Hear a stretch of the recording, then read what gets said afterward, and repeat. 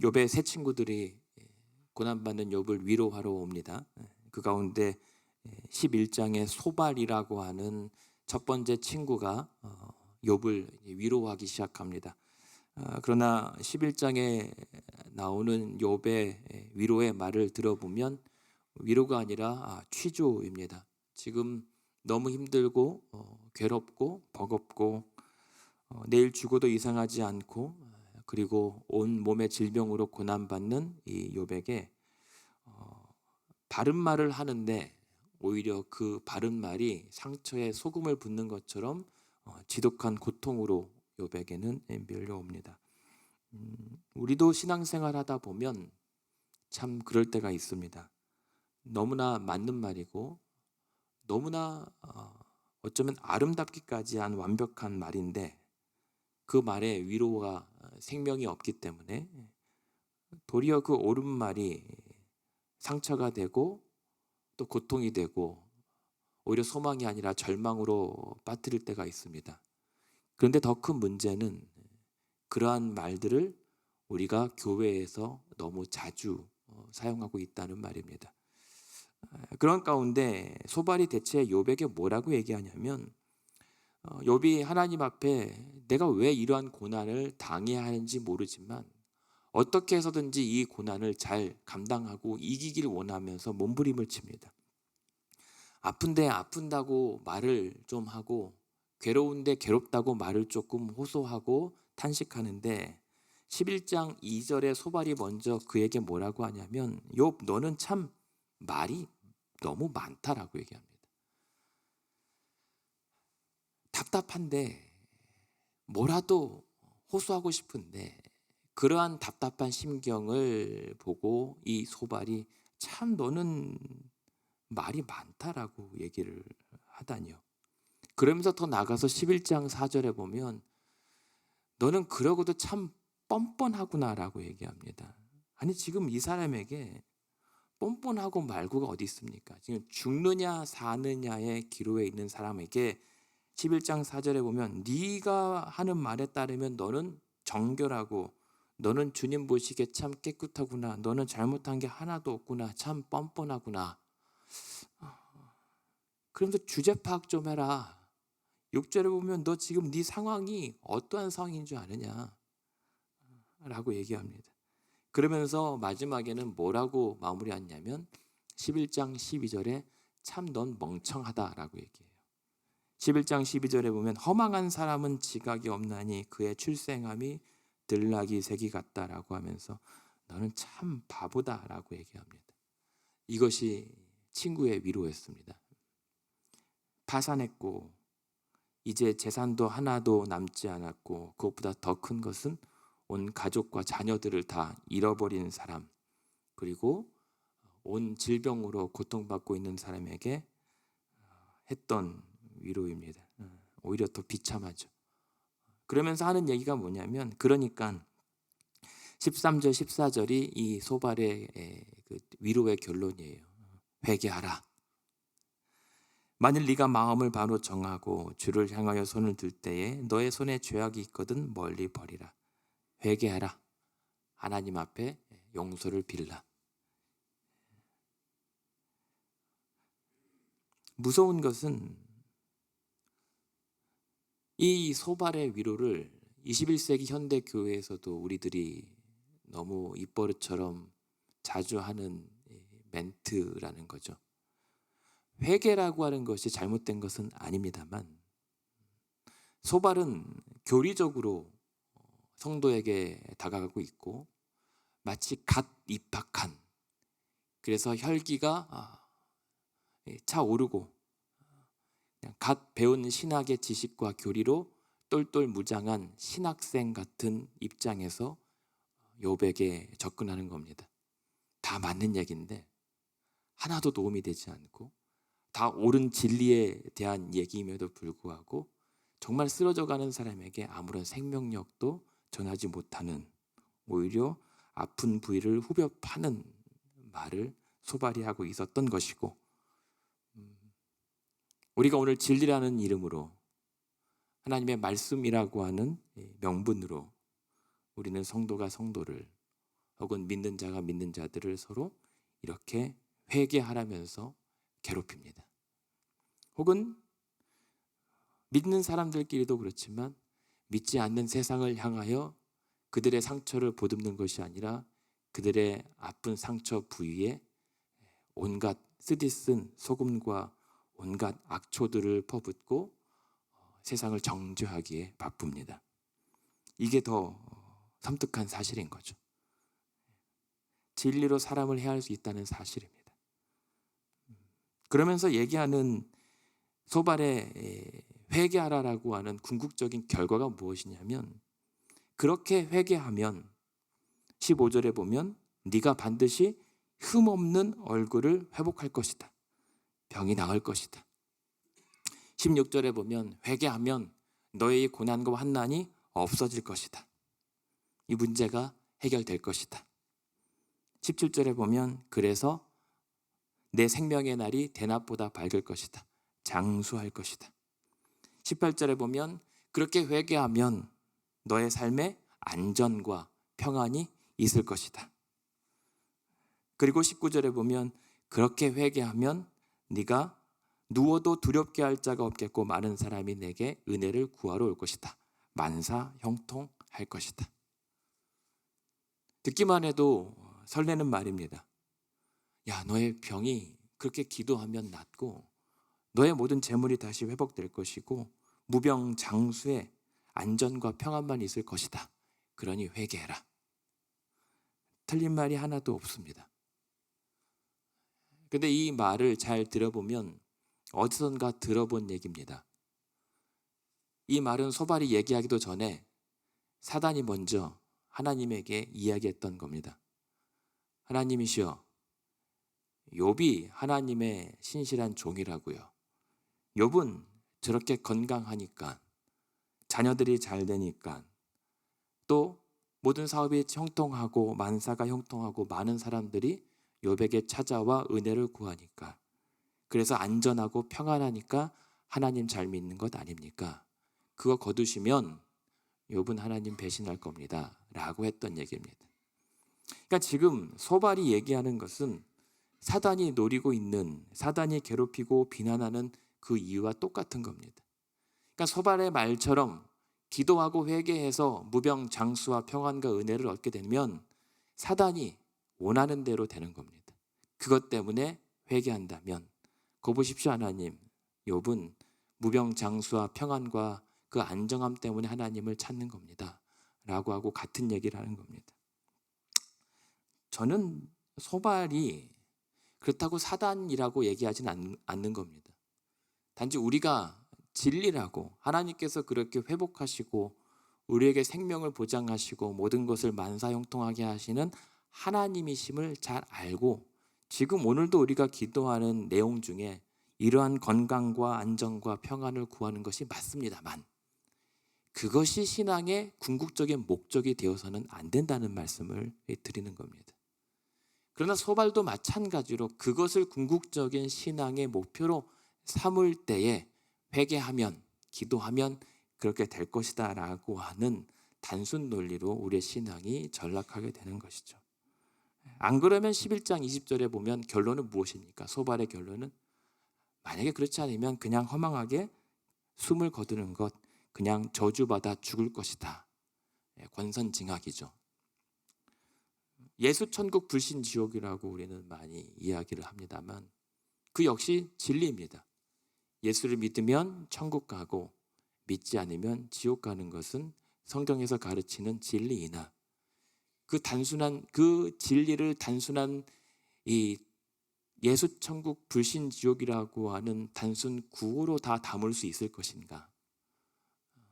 명료하지만 그 안에 하나님의 그 복잡하고 오묘하고 신비로운 그러한 하나님의 은혜를 다 표현하여 전달할 수 있을 것인가? 그것은 분명 한계가 있거든요. 그런 것처럼 그 하나님의 그 오묘하심을 우리는 너무 단순 명료화시켜서 그것을 전하려다가 오히려 생명을 건지는 것이 아니라 해하게 될 때가 많습니다. 맞는 얘기인데, 다 맞는 얘기인데 아파요. 그것이 회개가 아니라 오히려 거부감이 일게 만든단 말입니다. 어쩌면 오늘날 우리 기독교 혹은 교회들이 아니면 성도들이 그런 하나님의 깊은 진리의 오묘함을 깊이 묵상하지 못한 채 너무 일방적으로 몰아붙인 결과가 오늘 교회들이 맡고 있는 열매인 것은 아닌가를 생각해 보게 됩니다. 혹은 내가 하나님을 의지하는데도 하나님을 어떻게 하면 더 잘 붙잡을 수 있을까 고민하는 자의 심경을 헤아리지 못하고 믿음 없는 것이라고 정죄하고 비난하기 바쁘다 보니까 성도가 성도를 불신하게 되고, 성도가 정말 성도를 위로해 줘야 되는데 그 위로조차도 욥의 나중에 말 보면은 너희는 재앙을 가져다 주는 위로자, 쓸모없는 의원이다라고 서로를 불신하게 되지 않는가. 우리는 기도하게 됩니다. 나는 성도와 성도 사이에 누구인가? 나는 진리라고 말하면서 생명과 위로를 가져다 주지 못하고 오히려 아프게 하고 실족하게 하는 것은 아닌가. 그러니 그러한 소발의 옳은 얘기에도 불구하고 12장 2절에 보면 뭐라고 합니까? 욥이 이렇게 얘기합니다. 참 너넨 잔인하다라고 얘기하죠. 12장 2절에 보면 너희만 참으로 백성이로구나. 너희가 죽으면 지혜도 죽겠구나. 너만 성도구나. 너만 믿는 자구나. 그런데 소발 그거 아는가? 12장 3절에 나도 너희같이 생각이 있다. 나도 네가 아는 것, 네가 말하는 것 나도 안다. 13장 2절에 보면 너희가 아는 것을 나도 알고 나도 너희만 못하지 않는다. 나도 아는데 잘 안 된다. 이 말을 하고 싶은 거예요. 나도 회개하고 내가 하나님의 은혜를 구하지 않는 것이 아니라 너무 힘들다. 너무 아프다.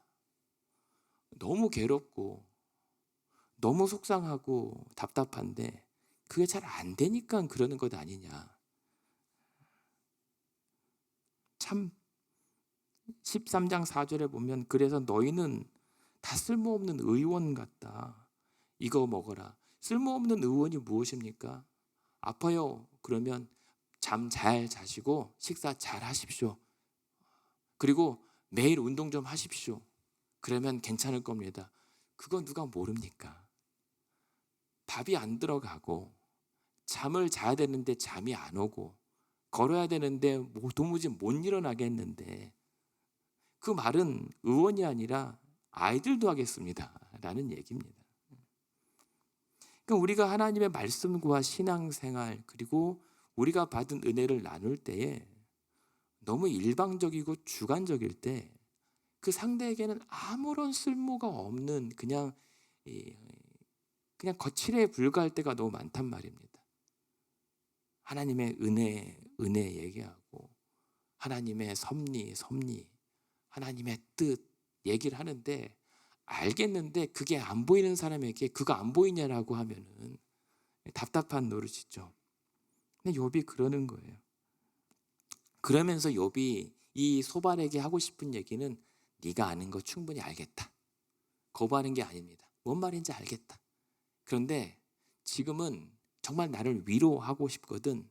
그 아는 것을 계속 나에게 귀가 따갑게 말하지 말고 나를 좀 가만 내버려 두라 라고 얘기하는 거예요.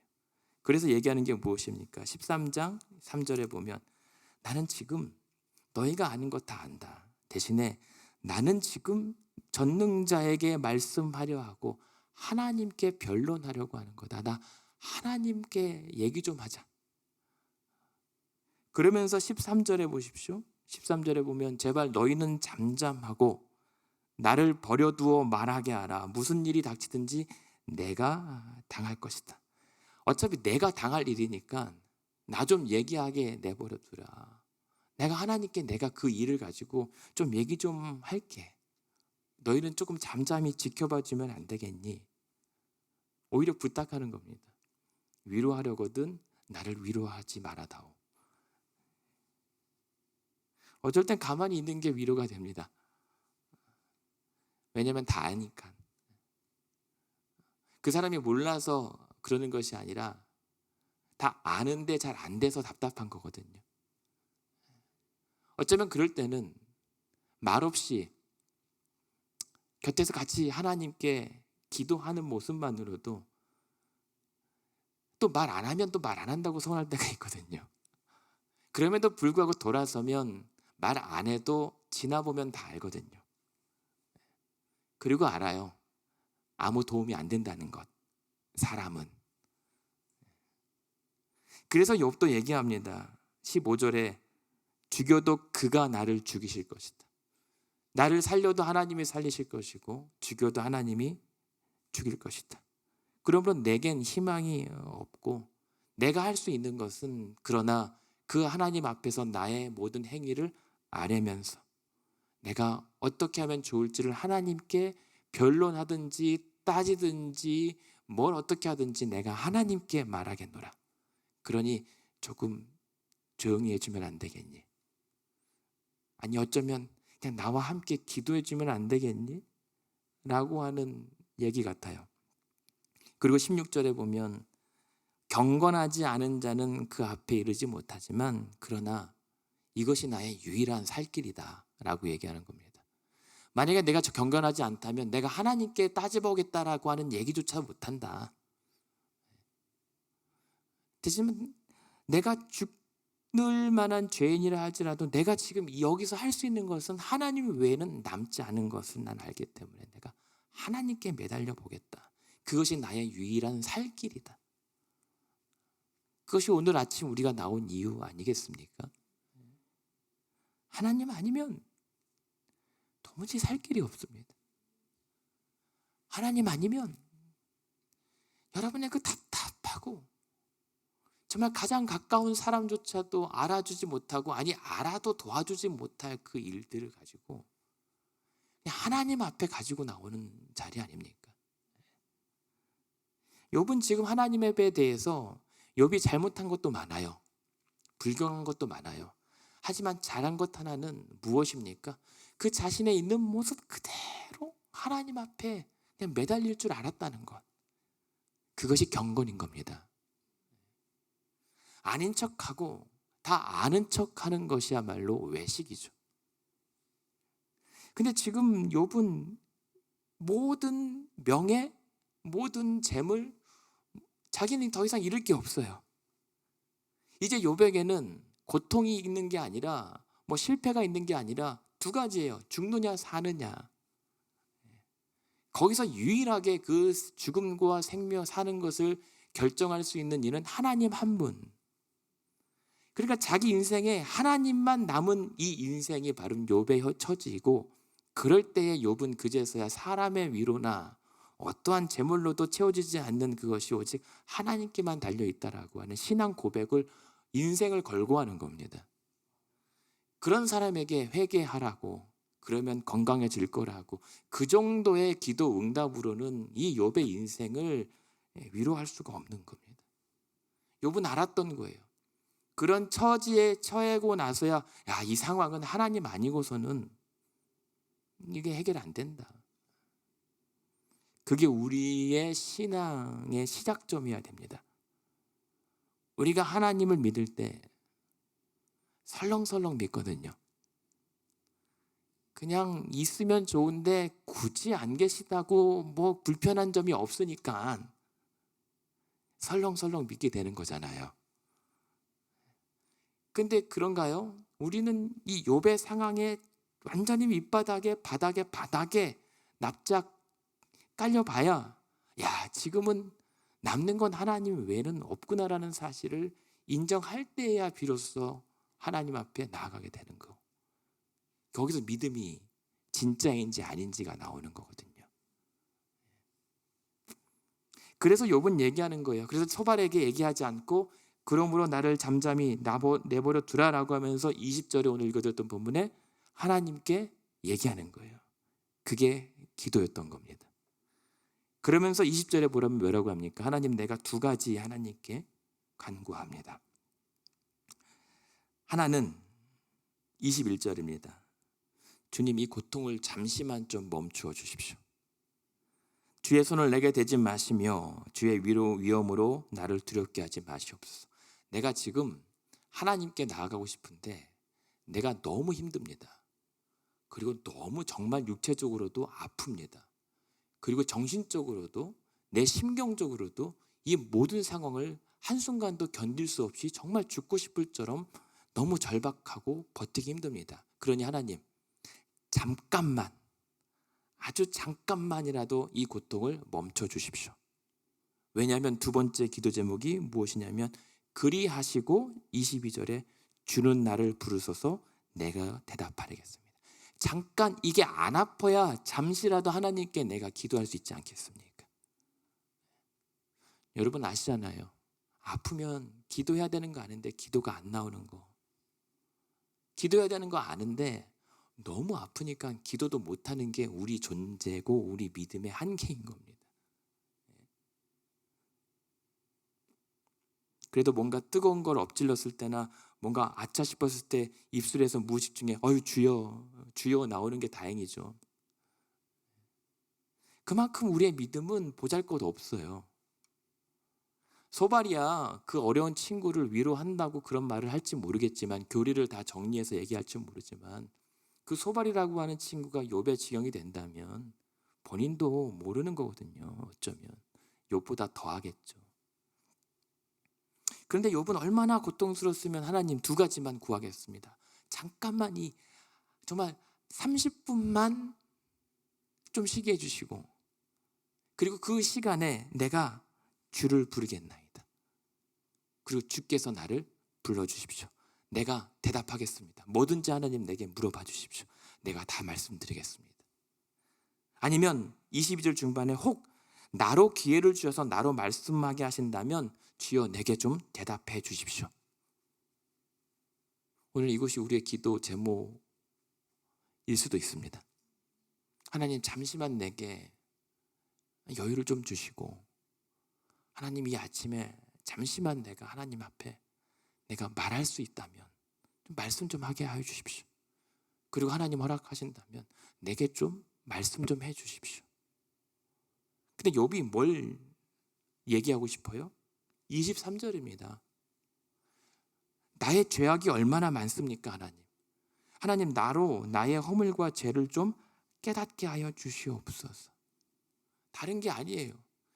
친구 소발이 했던 얘기를 그냥 무시했던 게 아닙니다. 나야말로 당사자이기 때문에 하나님 정말 내가 죽을 죄를 지었다면 하나님 내 죄와 허물이 얼마나 큰지 좀 깨닫게 해주십시오. 나는 모르겠습니다.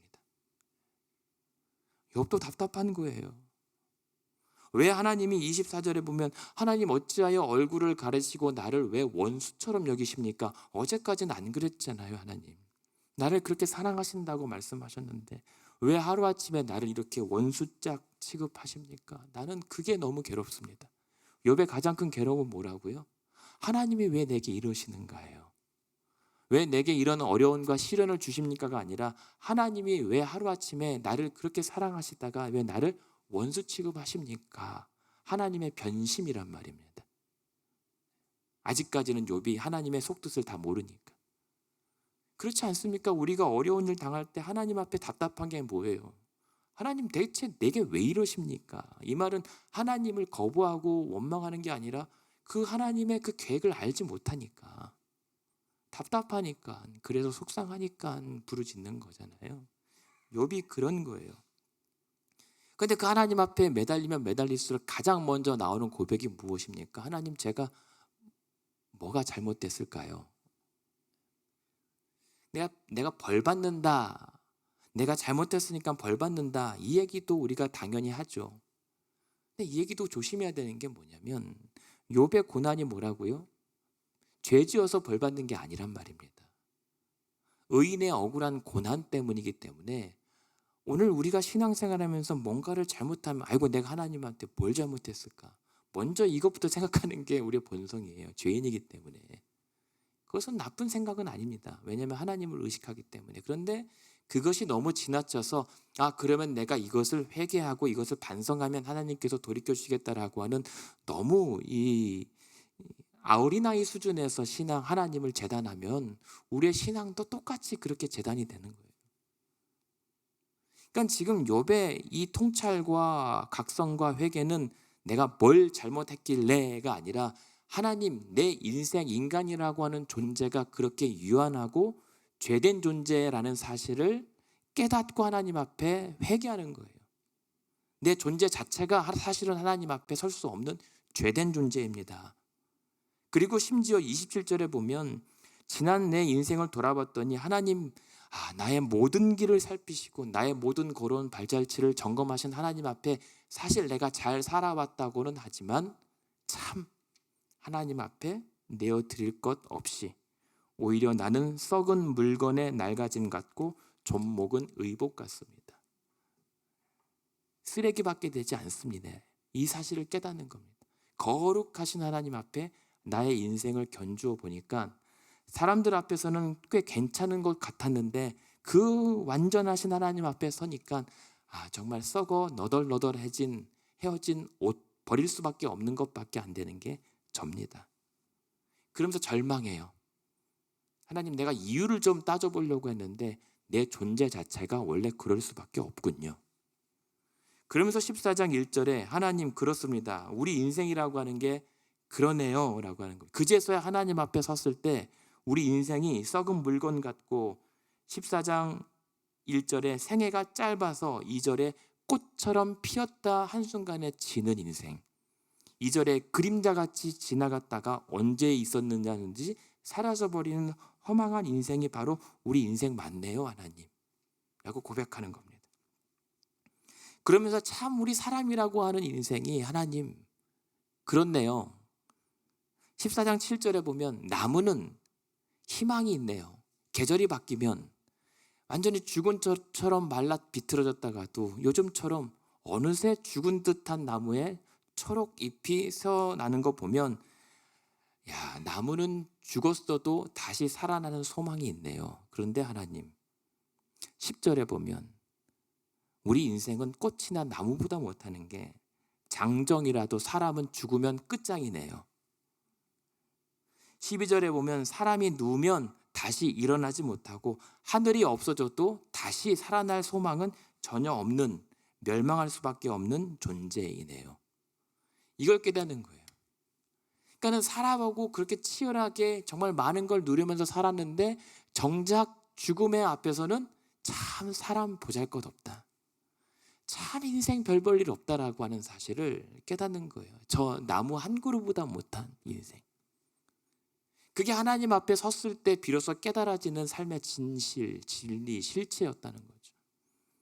그래서 뭐라고 해요? 결국은 하나님 내가 이유 좀 따져보려고 했는데 하나님 14절, 15절 내가 어찌 다시 살 수 있겠습니까? 죽으면 끝인데 하나님 그러므로 나의 생명을 주께 의탁합니다. 나는 나의 모든 고난의 날 동안을 참으면서 풀려나기를 기다리겠습니다. 이 말은 무엇입니까? 풀려나다라고 하는 것은 새로워지고 회복하게 되는 것. 하나님, 나의 이 병든 인생 하나님의 손에 맡겨드릴 때 나를 새롭게 하여 주시고 나를 고쳐 주시옵소서. 죽이든지 살든지 주 뜻대로 하옵소서 라고 하는 고백입니다. 그럴 때 15절에 보면 뭐라고 이제 그 기도의 결론부가 갑니까? 주께서는 나를 부르시겠고 나는 대답하겠습니다. 주께서는 주의 손으로 지으신 것을 기다리시겠나이다. 하나님, 이제 내가 하나님께서 말씀하실 때까지 기다리고 주님께서 나를 부르시면 내가 응답하겠습니다. 겸손해지는 겁니다. 오늘 기도하며 오늘 하루를 어떻게든 잘 살아보려고 하나님의 도우심과 인도를 구하기를 원합니다. 그러나 내 오늘 하루에 하나님 앞에 구하는 기도의 제목이 단순히 만사형통과 치유와 회복의 차원이 아니라 하나님 앞에서 정말 보잘것없는 허망한 인생이 유의미하게 되길 원하는 것. 어차피 오늘 치열하게 살아도 한순간이잖아요. 너무 조금 염세주의나 허무주의가 아니라 이 말씀은 뭐냐면 하나님 손에 우리의 삶이 매달려 있지 않으면 허망합니다. 왜냐하면 풀려나겠나이다라고 했던 욥은 지금 구원을 소망하는 거예요. 나의 그 허망하고 멸망할 수밖에 없는 인생을 그 굴레에서 벗겨줄 분은 하나님 한 분밖에 없습니다. 그래서 우리가 주를 위하여 살아드리는 것은 헌신과 봉사와 충성이 아니라 우리의 인생이 허망한 인생이 아니라 영원한 인생이 될 유일한 탈출구이기 때문에 주를 위하여 살아드리는 것. 주를 위한다고 하지만 사실은 하나님의 손에 이끌려서 구원받는 인생을 사는 거잖아요. 그래서 어떤 하나님입니까? 결론으로 어떻습니까? 그러므로 하나님 16절 17절에 보면 그 하나님이 대체 어떻게 일하시길래요? 주께서 나의 걸음을 세시오니, 나의 인생을 다 감찰하시오니, 첫 번째 나의 죄를 다 감찰하시는 하나님이기 때문에 나의 걸음과 나의 발자취까지 다 감찰하신 하나님이 17절에 오히려 그 죄의 허물을 주머니에 봉하십니다. 아예 덮어버리십니다. 아예 그 죄가 무엇인지도 알려고 하지 않습니다. 오히려 17절 후반에 보면 그 죄악을 오히려 싸매시나이다 라고 하면서 그 죄를 아예 용서해 버리십니다. 아예 그 죄의 상처를 아예 보듬어서 아예 치유해 버리십니다. 이게 구원이죠. 그랬을 때 우리에게 어떤 소망이 일어나요? 19절 20절 우리의 사람의 희망을 주께서 끊으시지만 오히려 그러한 죽을 수밖에 없는 우리 사람의 인생을 20절 주께서 영원히 이기시나이다. 무슨 말입니까? 그러한 죄의 인생을 하나님께서 이기셔서 우리를 영원한 생명의 구원과 부활로 우리를 건지실 것이고 이르실 것을 믿는 신앙 고백인 겁니다. 그게 우리의 인생 고백이고 우리의 신앙 고백이 되어야 합니다. 그래서 결론은 22절 지금 내 삶에는 온전히 살이 아프고 그 영혼이 애곡할 뿐이지만 그 애곡할 수밖에 없는 내 인생의 유일한 소망과 구원이 바로 하나님이십니다. 나를 그 죽음의 절망에서 오늘도 건져주실 그 부활의 소망을 잠잠히 기다리겠나이다. 그게 욥의 기도였고 그 기도의 응답을 저와 여러분이 이미 체험하고 있습니다. 예수 그리스도 그분으로 말미암아 그분 안에 있는 자들은 그러한 인생의 절망과 죄의 사망에서 건져 일으켜 영원한 생명을 얻어 살게 하시는 그 은혜가 오늘도 저와 여러분을 위로하고 새롭게 하시고 우리의 죄를 싸매시고 봉하시는 그러한 구원의 은혜가 여러분 오늘 하루의 소망 되기를 주님의 이름으로 축원드립니다.